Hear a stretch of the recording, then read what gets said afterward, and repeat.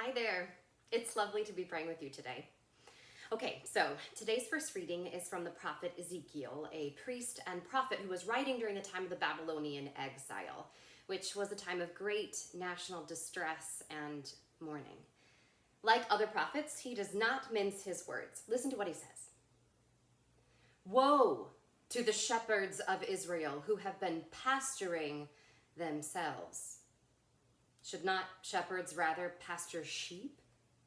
You have fed off their milk, worn their wool, and slaughtered their fatlings, but the sheep you have not pastured. You did not strengthen the weak, or heal the sick, or bind up the injured. You did not bring back the strayed, nor seek the lost, but you lorded it over them, harshly and brutally.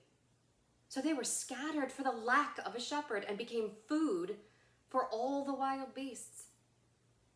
My sheep were scattered and wandered over all the mountains and high hills. My sheep were scattered over the whole earth, with no one to look after them or search for them.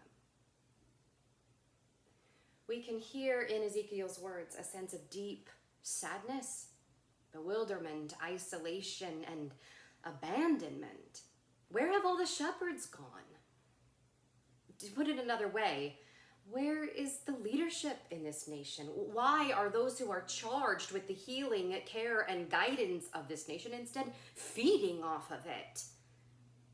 When you look at it in the actual Bible, this reading is under the heading Parable of the Shepherds.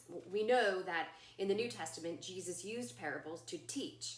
The parable of the mustard seed or the parable of the friend at midnight. So it makes sense that he would have inherited this from his religious tradition, which, let's remember, was Judaism. So, the word parable comes from the Greek word parabole, meaning a comparison.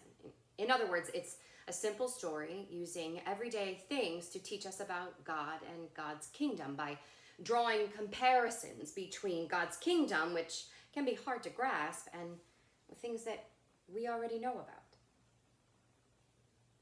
I don't know. I don't know anything about there being a failure of leadership in this country, or that those in charge are, I don't know, feeding off of those they are supposed to be caring for. Don't know anything about that. I'll say one other thing.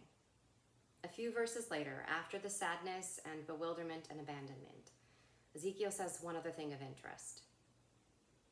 Thus says the Lord God, I swear I am coming against these shepherds.